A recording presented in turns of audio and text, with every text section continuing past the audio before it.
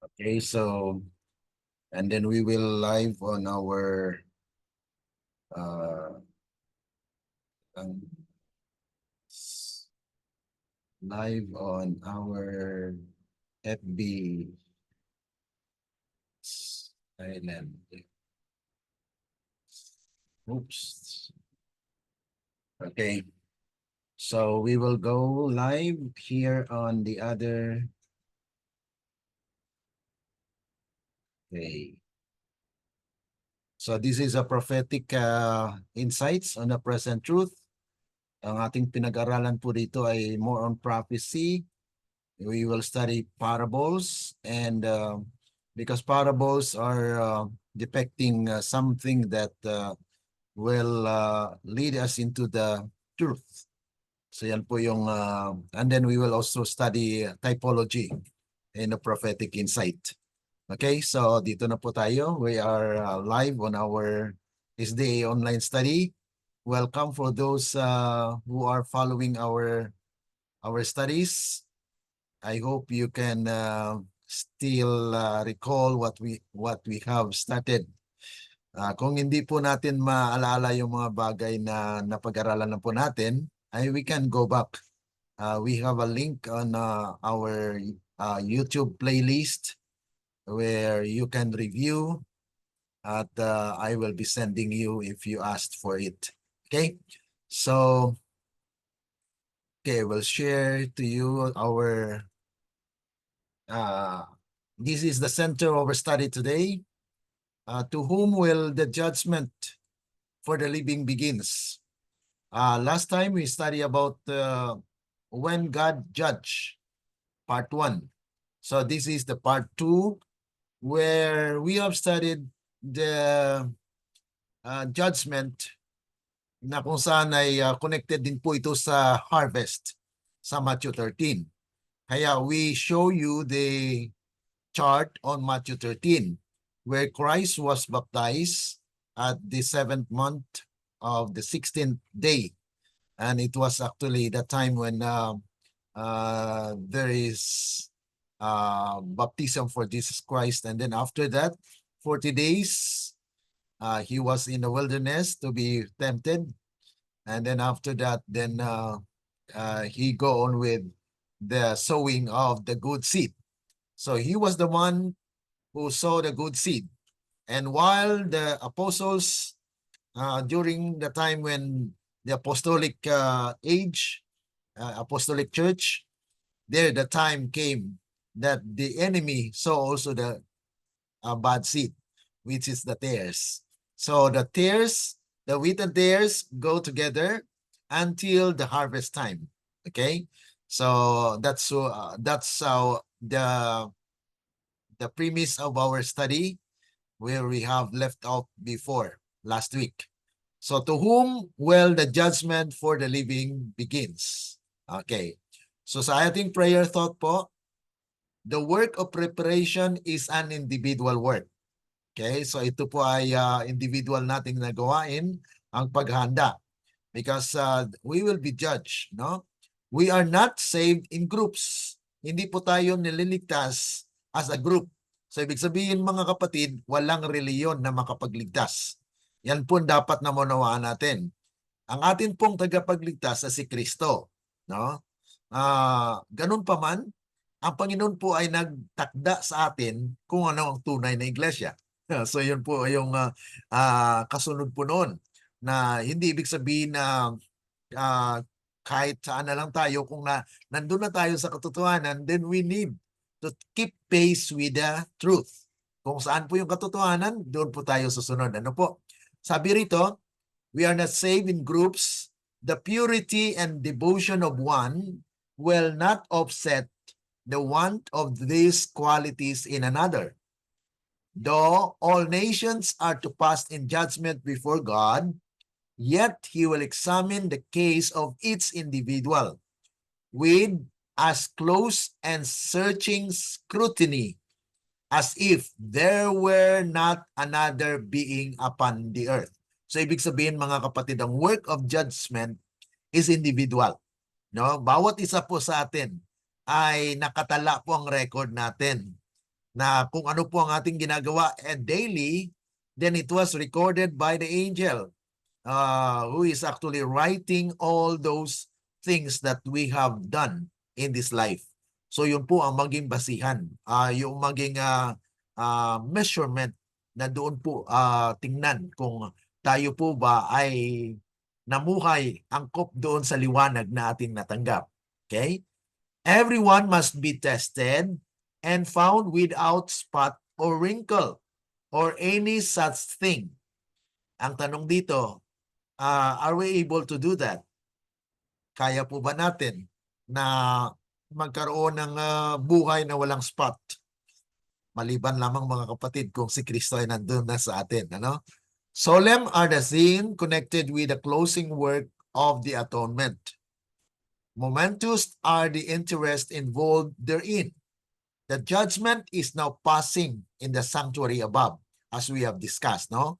Na kung saan when Jesus Christ had crucified, that is the first month of actually the 16th day, and this was actually projected in the chart that I had presented, that it was the time when there is entering into the Most High, in the most holy place, where Christ entered into the sanctuary, no? Sa second compartment. Ang second compartment po, yun na po yung nilalagyan ng the book of the record. At yan po ang sinasabi sa Revelation chapter 4, 5 up to 8 po yan. Actually, it extends to 9. Yung the book with the seven seal.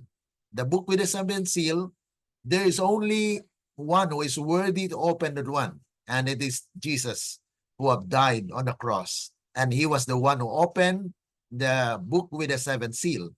At yung book with the seven seal, mga kapatid, yun po yung nilalaman ay mga records.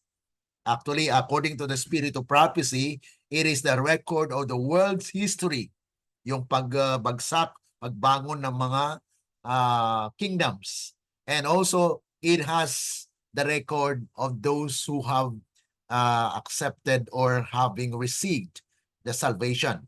Na kung saan yan po yung tinatawag na the Book of the Lamb. The Book of the Lamb is the record of those people who have accepted and received the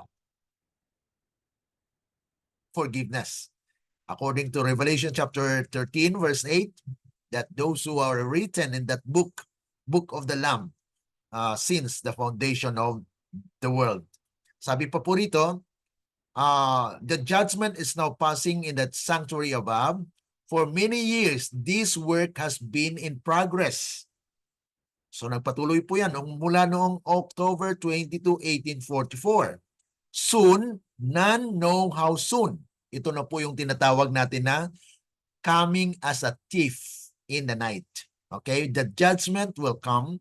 The judgment, our name will be actually considered. It will pass to the cases of the living.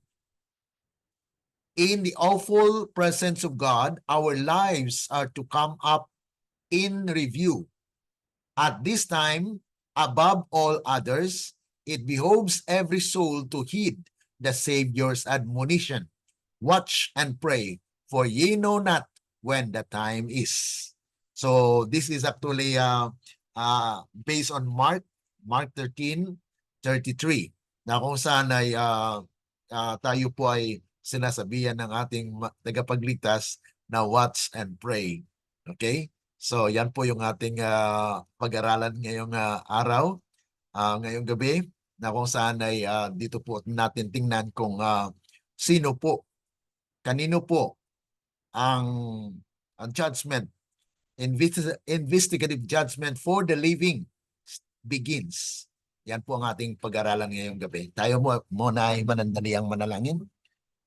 Dakila at mabagin po naming Ama na nasa langit ka sa muli sa gabing ito, Panginoon. Nandito po kami upang aming pag-aralan ang mga bagay spiritual, especially po dito sa mga pananaw sa propesiya. na nais namin, Panginoon, na maunawaan at tulungan lamang po kami, Panginoon, dahil wala po kaming kakayanan na lahat ng ito ay aming maunawaan po. At turuan po at gabayan ang inyong alagad na kung saan ay magpatpat nito. Tulungan po na ang bawat isa rin ng tagapakinig ay makakuha po ng mga aral at mananatili po ito sa aming isipan upang kami po ay maging handa din sa panahon na darating po ang investigative judgment for the living. Amin pong inasahan na mangyari ito. Mangyari ang inyong kalooban, hindi po ang sa amin. Ito po ay aming dalangin dahil lamang po sa matamis na pangalan ng aming Panginoong Yesus. Amen.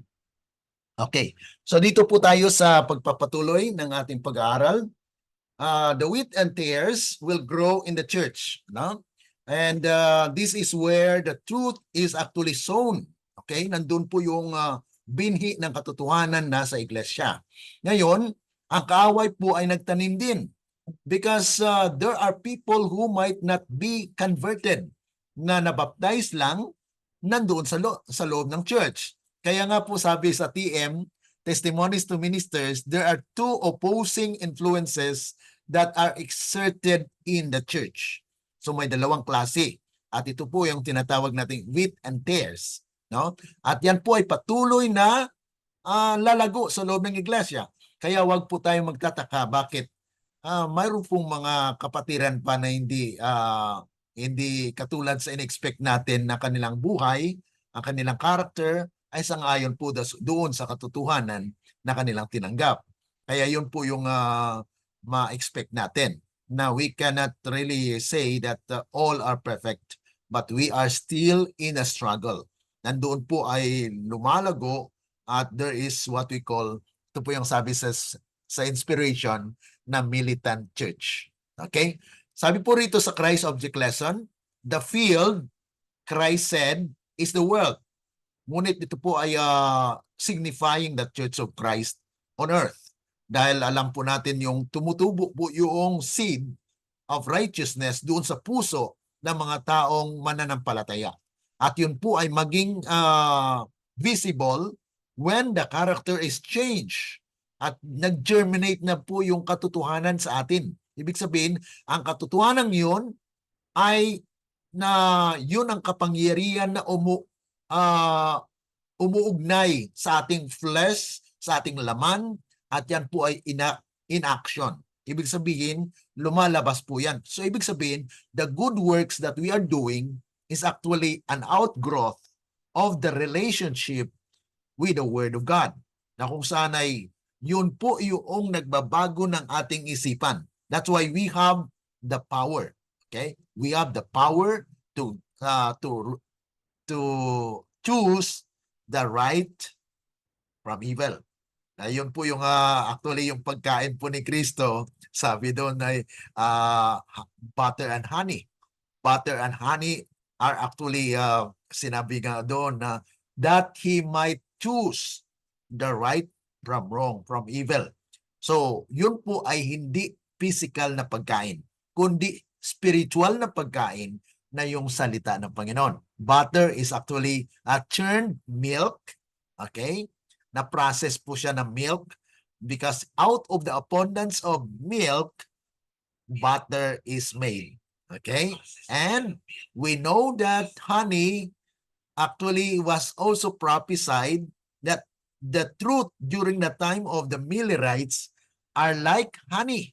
It was sweet in the mouth, but it was bitter in the tummy. And that is actually the great disappointment. So butter and honey is actually the food, a spiritual food. So it is in the church that we are to grow and ripen for the garner of God. So doon po tutubo hanggang magkaroon po ng harvest. Okay? Once the wheat is already matured, it will bow down. And then the tares will stand up. Okay? So, yan po yung characteristic ng dalawang ito. Yung wheat is actually, when it has fruit, it bow downs, and the tares are standing. Okay. Now, according to TM46, ito na po yung sinasabi ko kanina, that there are two opposing influences continually exerted in the members of the church. Kaya ito po yung ating makikita ngayon sa ating iglesia. Kahit mga leaders ay hindi po exempted dito. Dahil may mga leaders po na mabuti, mayroon din pong leaders na magliligaw sa atin. Kaya we must see to it that we are following the right leader. Okay? So, sabi rito, continually exerted on the members of the church. One influence is working for the purification of the church and the other corrupting of the people of God. So, diyan po ngayon mga kapatid ay makita natin na dalawa po yung tumutubo diyan sa loob ng iglesia. Sabi rito sa Volume 6 ng Testimonies, 371, the Lord does not now work to bring many souls in the truth. Pero ito po yung ginagawa ng tao ngayon. That they are evangelizing the world, maraming binabaptize, pero ang tanong po mga kapatid, are they converted?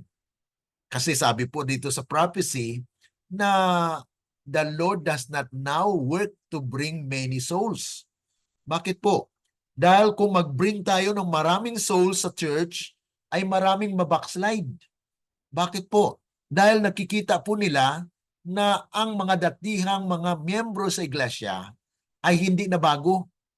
Kaya nga po nagpapadala po ang Panginoon ng liwanag, ng katotohanan para ma-ignite, magkaroon ng paggising, awaken. The church will be awakened. That's why when this message will be presented to the church, they will be awakened. They will be opposing it. But those who are good soil ay makikinig po, no? Kaya mapalad yung mga taong nakikinig, ano? Ngayon po yung sabi sa Revelation chapter 1 verse 3 na mapalad ang nakikinig at bumabasa. Sabi rito, the Lord does not now work to bring many souls into the truth because of the church members who have never been converted and those who were once converted but who have backslidden. What influence would these unconsecrated members have on the new converts? Kaya yun po yung kalagayan doon sa Matthew 13 natin pong nabasa last week ay nagtatanim ng trigo. Okay? The Son of Man sowed the good seed. After a while, the disciples or the servants of God are asleep, and the enemy also sow the tares. The tares, mga kapatid, ano? Kaya yun po yung kalagayan ng ating iglesia, that there are still unconverted in the church. That's why there are two classes that are actually moving and growing inside the church. That's why we need not be discouraged, mga kapatid. Now, we need only to be faithful because God wants that His church will be purified. And this is where our church mingled with the error. When the error is practiced by the people, then we are a part of that tares. Kita niyo mga kapatid, na we sometimes paganize our church. Why? We also observe what the pagan are observing. And it is one of the evidence that the tares are in the church still. Because we are not taking heed to the words, especially if we have studied the book of Mark, that there are still tradition of men that are followed in the church. That's why, according to TM, Testimonies to Ministers 47 to 48, false doctrines is one of the satanic influences that work in the church and bring into it those who are unconverted at heart. So yan po mga kapatid yung nangyayari sa iglesia. Kaya nga po, this message is actually purification message, the preparation for our church, because we love our brothers and sisters in the Seventh-day Adventist. That's why we titled this Is Day a Online Study, because this is directed for our brothers and sisters in the church. It says here in Review and Herald, May 21, 1901. This was actually long time ago where Ellen G. White had admonished us. Sabi po, too much hasty work is done in adding names to the church. Napakabilis po yung pag-add ng pangalan. Bakit? 2 linggo, pagkatapos ng 2 linggo na crusade, ilan po ang mabaptize? Minsan maabot ng 100, 150. Oh. Pero paglipas po ng 1 taon, ilan nang natira? Oh, wala na po. Katulad po sa aking karanasan as a theologian from AUP, nag-crusade, after nag-crusade, nakabaptize.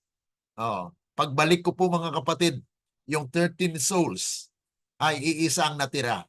Pero hindi pa sumisimba doon sa church. Tinanong ko po, bakit hindi ka sumisimba doon? Because of the character of the people inside the church. So yun po yung kalagayan ng ating iglesia. Kaya nga po, ang Panginoon po ay nagpapadala ng mensahe so that we can be awakened. We can have a true revival and reformation. Sabi po rito, those who admit them say, we will first get them into the church and then reform them. Ang tanong naman mga kapatid ngayon, may mga kapatiran nga nag-reform, no, nag-reform inside the church, ay pinapaalis naman. No. They don't want to get out of the church, but yet they are thrown out of the church dahil they cannot hindi nila mga kapatid, hindi nila matanggap yung message of purification na kung saan ito po ang pag-purify sa iglesia. Sabi rito, do not allow them to unite with God's people. Ito po yung admonition ng ating Panginoon na dapat po ay hindi po sila muna mag-unite doon sa church. Why? There might be makuan lang mga kapatid. They will just be there to be slaughtered because God will judge the people. That's why our topic today, to whom will where the investigative judgment for the living begins. And we know that 1 Peter chapter 4:17 says that the house of God shall feel the first, the judgment of God.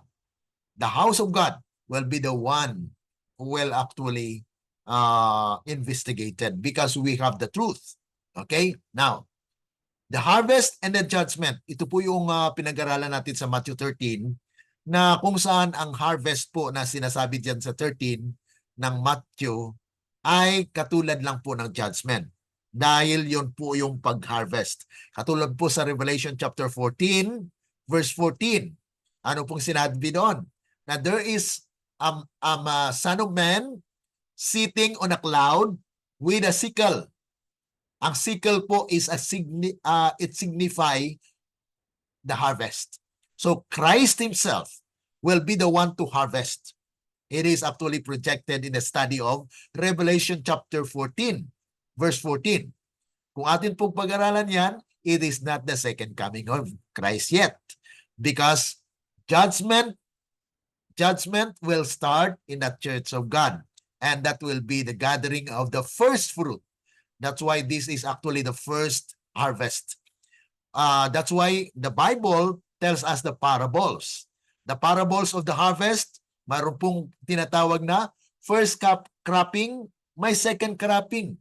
Yung first cropping is actually from the church, and the second cropping will be from the world during the loud cry. That's why we need to understand that the harvest will come into two phases. Okay? First, from the church, where they will be the one to be used to gather the great multitude, the second fruit. Kaya yun po mga kapatid yung ating pinag-aralan dito sa prophetic insight. Na kung saan ito po yung mga nais ng Diyos na atin pong maunawaan. So the time of judgment of the living. Because we know that before the end of the world, there will be people who will stand without fault.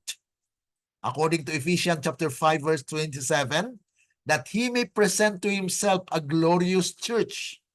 Ang tanong, how can he present a glorious church if there is no righteousness of Christ? Kaya ang una po talaga dyan, yung kingdom of righteousness. Yes, we know that the kingdom of grace has been established by Jesus on the cross. No? When he was crucified on the cross, that is the establishment of the kingdom of grace. Ang biyaya po na kanyang pinagkaloob sa atin. Ngayon, nagkaroon na po tayo ng biyaya.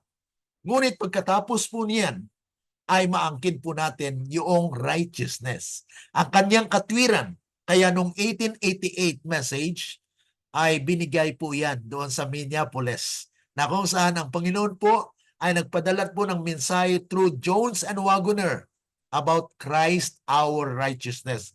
But it was rejected by the church. That's why Ellen G. White says, 2 years after sana ng pagtanggap ay nasa kingdom era na po. And that was 1890. But because it was rejected by the church, then she said and she wrote that we will go back to the wilderness for 40 years. Kaya mula nung 1890, you add 40 years and it will come up to 1930. And 1930 is the year when this message come back. This message actually returned that his righteousness will be upon us because there will be a judgment for the living. And the message that came back, mga kapatid, is a judgment for the living. Because we know as Seventh-day Adventists, we are familiar with the judgment for the dead. But most of us Seventh-day Adventists doesn't know about judgment for the living. That the judgment for the living, mga kapatid, is actually the time when his people will be sealed. Silyado po ang mga taong ito. Ibig sabihin, hindi na po sila mamamatay. That's why tinatawag po siya na judgment for the living. Because they will not taste death. And this is where the time where Christ righteousness will be upon his people. Na ang katwiran na po ni Kristo ang makikita sa kanilang buhay. At yun po mga kapatid, ang probation ay bubuksan para doon sa sanglibutan. Because the church will be judged first, and when the church will be judged, it will be close to the church. Ang kanilang probationary time for the church closes while it will be open to the world.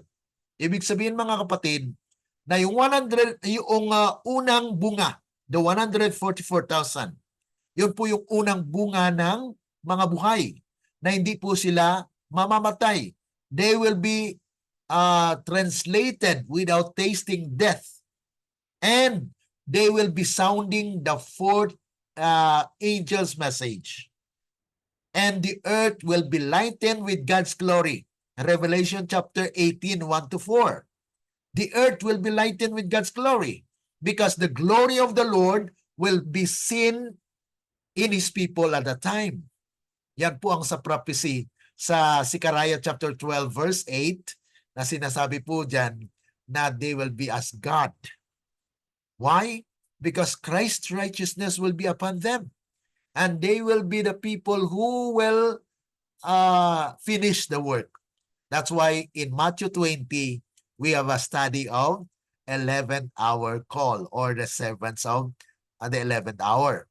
Now, it says here, in Matthew 13, ito po yung harvest natin pinag-aaralan, verses 39 to 40, judgment is in the end of the world.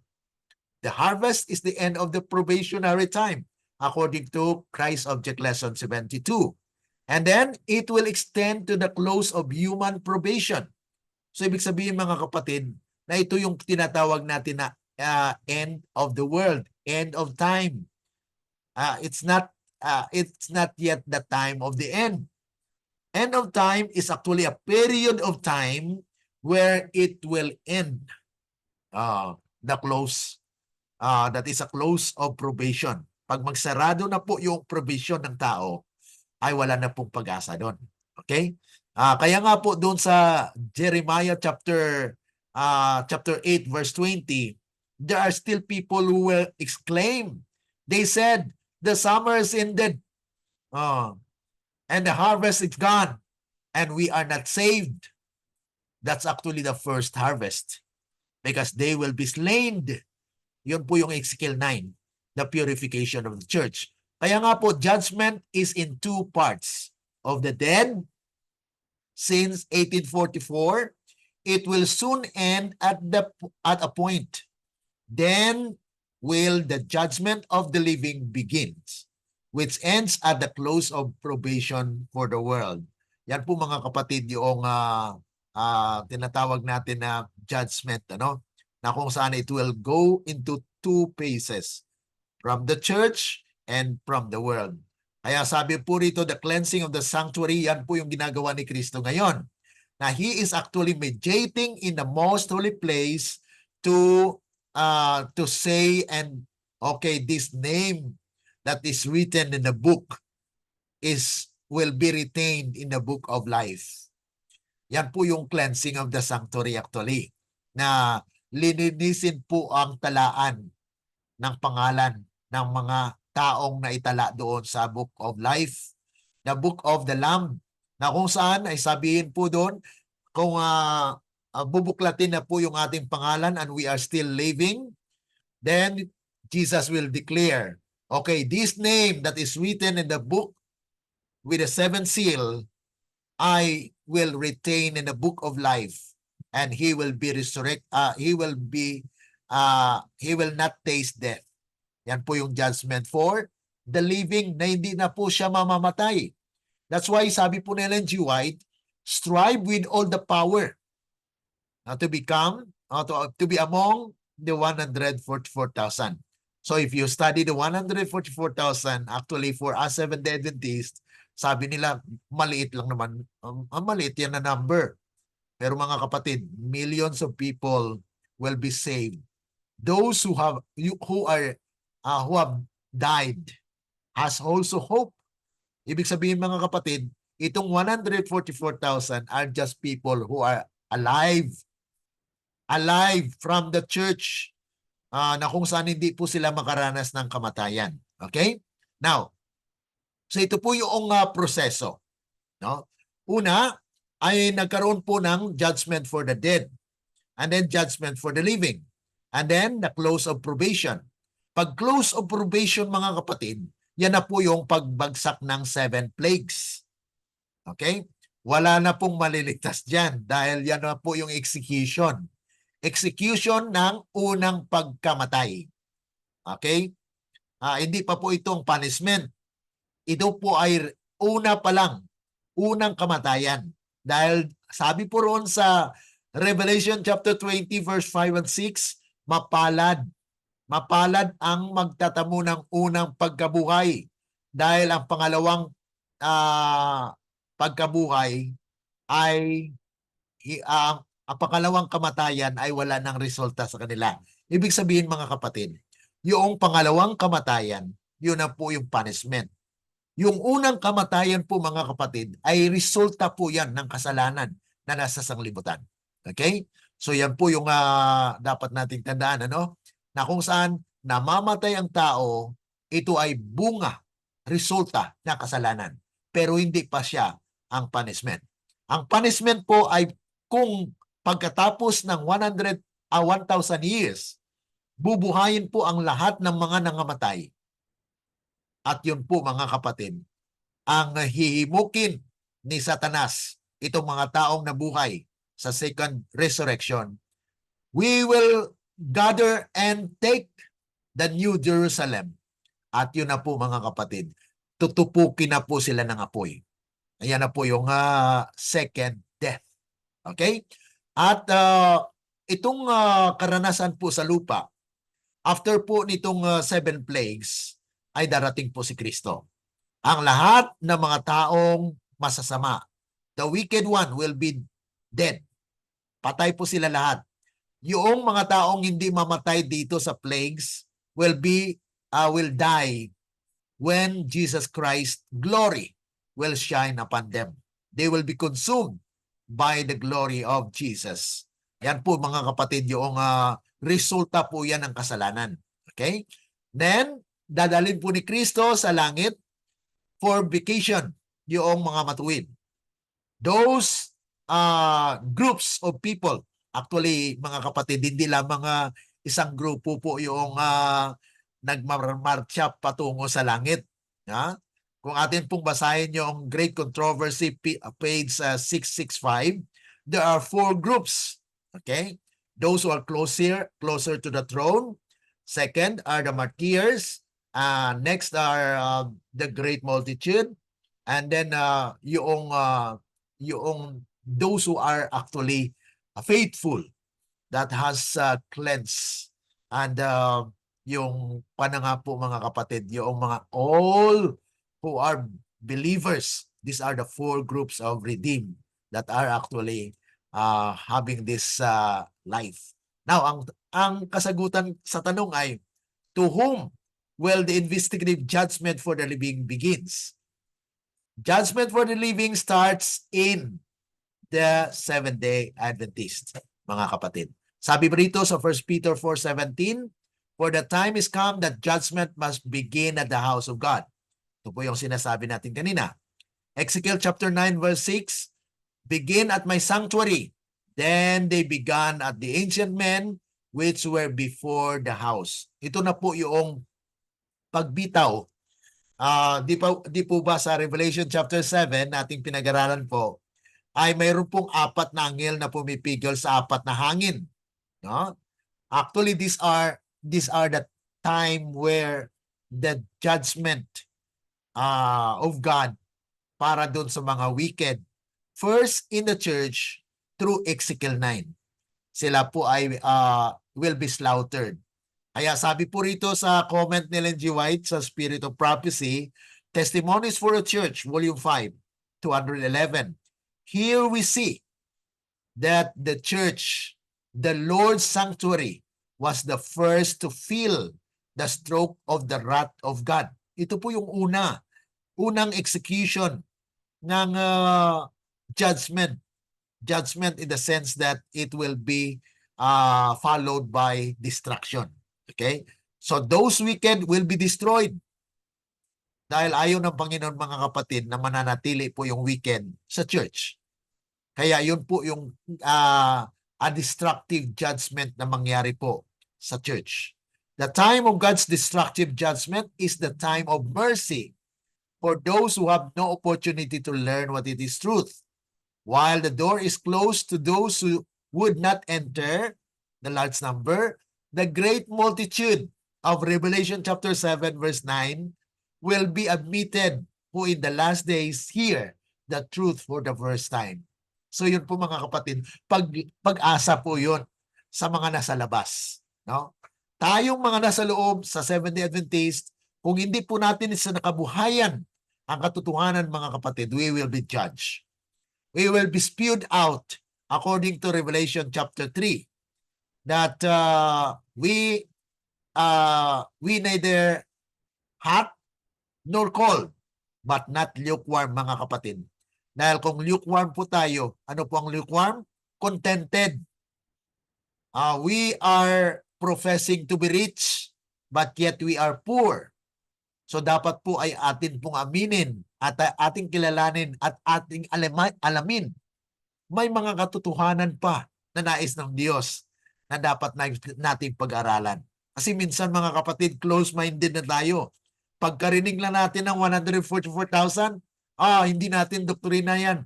Dahil ang doktrina ng Seventh-day Adventist, sabi nila yung 144,000 is symbolikal. Pero ang ating mga pioneers, mga kapatid, Ellen G. White says, it's literal. It's number. It's not symbol. But most of us in the Seventh-day Adventists now believe that the 144,000 is the same with the great multitude. Yun po yung katuruan dito sa iglesia na kung saan ay magkaroon po ng yung misunderstanding at confusion sa atin mga kapatid. Kaya yung judgment ng Panginoon po mga kapatid ay mag-umpisa po talaga yan sa ating iglesia. Tayo po ang binigyan ng full light. Lahat po ng katotohanan ay nandito sa atin. Pero mga kapatid, ang binibigay ng katotohanan in these last days ay hindi tinatanggap dahil kontento na. Sabi nila, we have already 28 fundamental doctrines.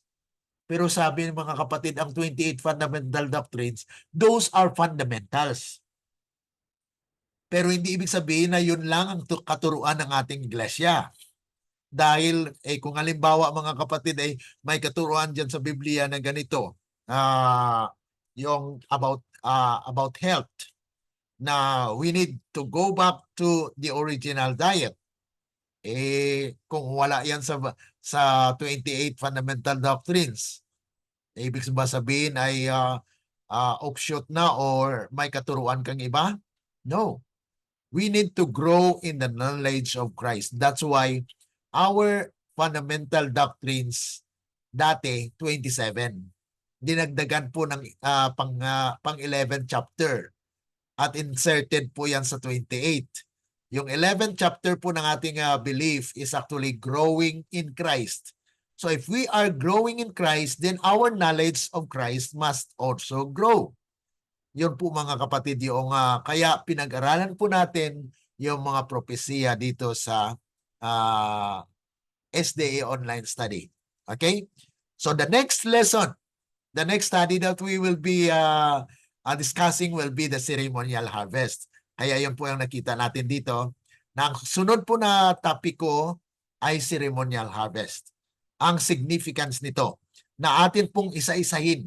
Dahil minsan mga kapatid, nakakalimutan natin na ito palang Leviticus chapter 23, mayroong katuruan patungkol po dito sa ceremonial harvest. Ang ating napag-aralan ngayon ay harvest. Yung harvest na kung saan ay hindi siya seremonya, kundi actual. Actual na harvest ng wheat and tares. Okay? Sabi doon ay gather the tares and burn. Yun po yung judgment. Dahil mananatili po yung wheat. Kaya in the harvest of the souls, those wicked will be slaughtered. That's why we need to study as well Ezekiel 9. So it will be a part of our study. It will come as soon as our series will come through. Yan po ang ating mapag-aralan din.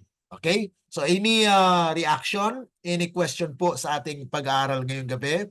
This is actually the part 2 of Matthew 13. Atin lang pong dinagdagan or pinaklaro po natin para maunawaan po natin na yung harvest sa Matthew 13 is actually the judgment na it will come into two phases. The first cropping, which is in the church, and the second cropping will be in the world. Okay? So, yan po yung judgment. At yung judgment po, it will come also into two parts. Judgment for the dead and judgment for the living. And judgment for the living will actually start in the church because there will be first fruit of the living, which are the 144,000. So who are these people who will be the result, the harvested na first fruit of the living? The 144,000.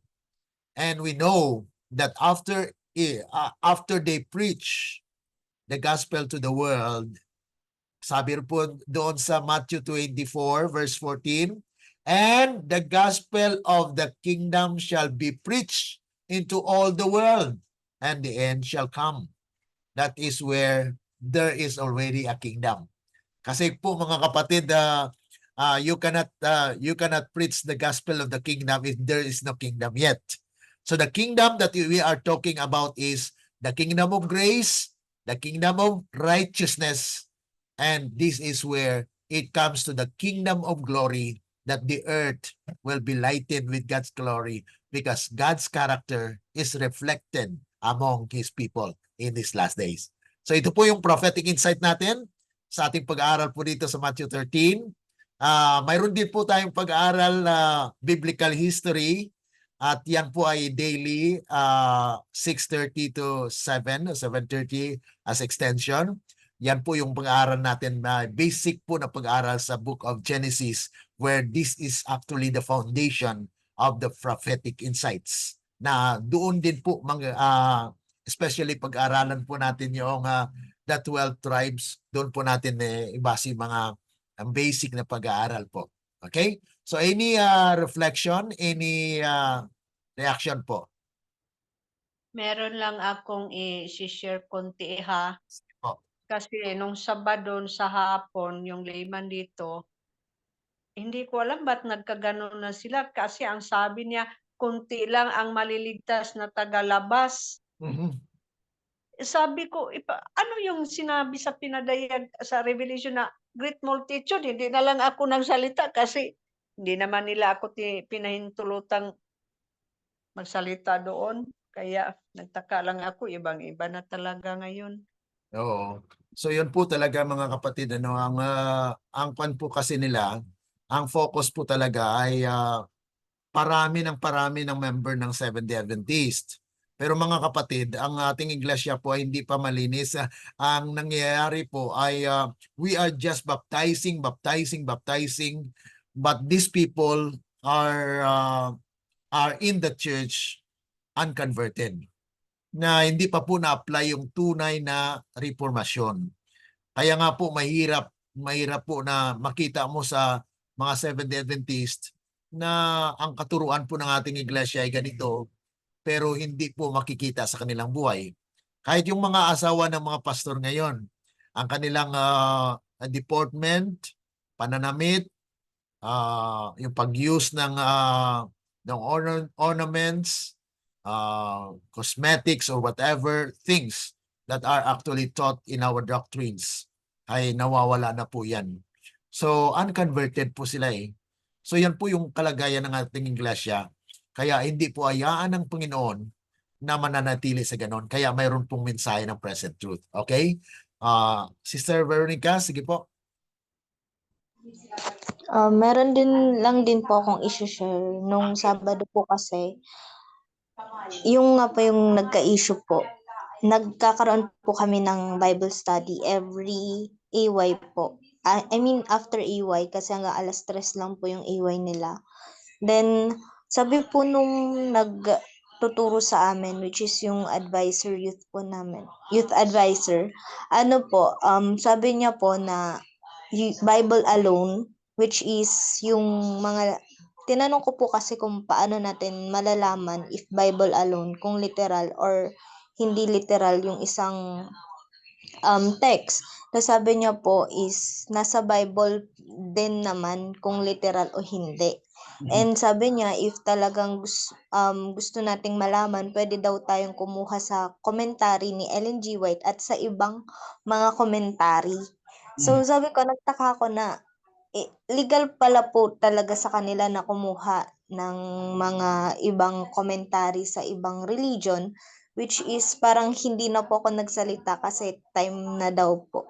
And sabi niya rin na yung Bible daw po is not for us, but for sa Israelites lang daw po. Ganun. So na-curious po ako kung sa mga taga-Israelite lang, bakit natin pa pinag-aaralan and bakit may mga events na hindi pa nangyayari. Kung para sa Israelite lang, ibig sabihin, lahat ng mga nasa Bible, tapos na. Parang ganun po yung ko. Kaya yun po yung mga false doctrine actually na nangyayari sa church, ano, na kung saan ay sabihin na lang nila, kanyan, para sa Israelite lang yan. Pero actually sabi diyan sa 2 Timothy, di ba, 3:16 and 15, all scripture has been written for the instruction, for reproof, correction, instruction for righteousness. And these are actually the purpose of the Bible. At isinulat po ito para sa atin, that we might have lesson to learn. Kaya sabi dun sa 1 Corinthians 10:4 din po, mga kapatid, na yun po yung ensample for us. Na it was actually written for our ensample. Na kung saan ay maka-learn tayo sa lesson na kanilang naranasan noon. Kaya mayroon po tayong pag-aaral biblical history because there are lessons that we can learn there na ang Panginoon ay talagang may mercy and grace para po sa kanyang bayan doon pa man, no? Ay talagang nandoon na po yung pagmamahal ng ating Panginoon. At yung mga katuruan ngayon, nasabi nila ay kuha na lang Bible alone. Yes, Bible alone, and the Bible says to the law and to the testimony, if they will not speak in accordance with these words, there is no light in them. So sa atin po ay nanampalataya po natin tayo na yung law is actually the whole Bible and testimony is the spirit of prophecy, where this is actually the sign, the characteristic of the true church of God.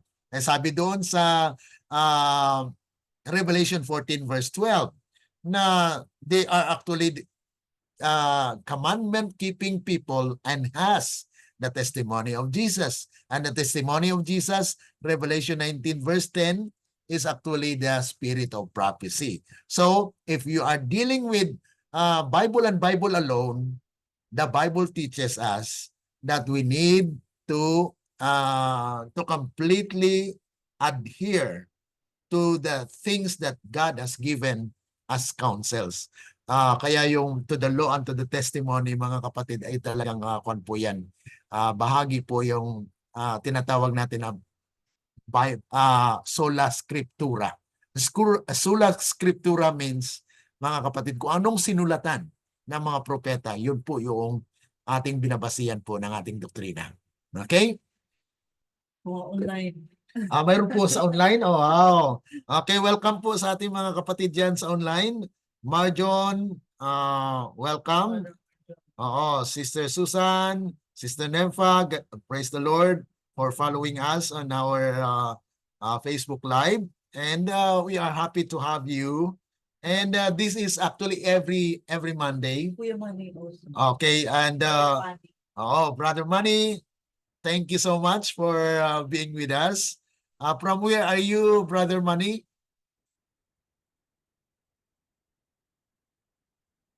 Hello?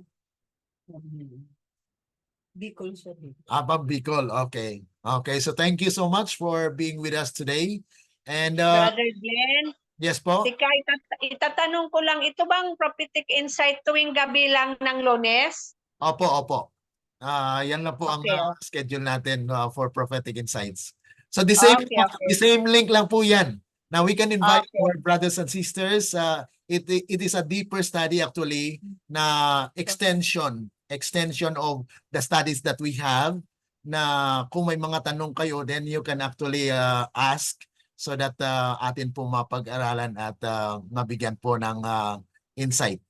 Okay? Kung sakali may kapatiran tayo sa Mother Church, pwede ko itong i-share ang link natin? Yes po. Kung Yes gusto po. nilang Open po sumali. ito. Ay, open Okay. sa lahat. Open po ba O, lahat kung sa gusto lang nila. Okay. mas maganda po na may mga tanong nga po kung talagang kailangan po na sagutin natin, ay bigyan po natin ng pagkakataon po sa prophetic insight. Okay? Okay. Okay, maraming salamat po. Okay, so it's time for us to retire. Thank you so much for the time na kung saan ay ito po ay once a week.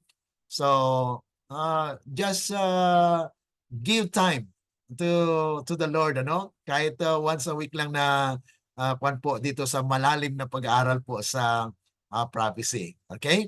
So tayo po ay maniklod sa ating panalangin sa closing.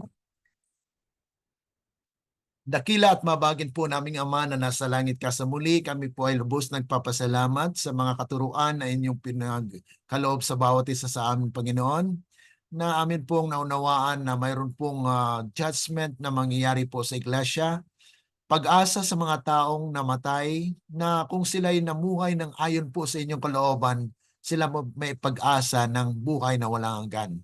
At ganun din po sa mga nabubuhay hanggang sa ngayon.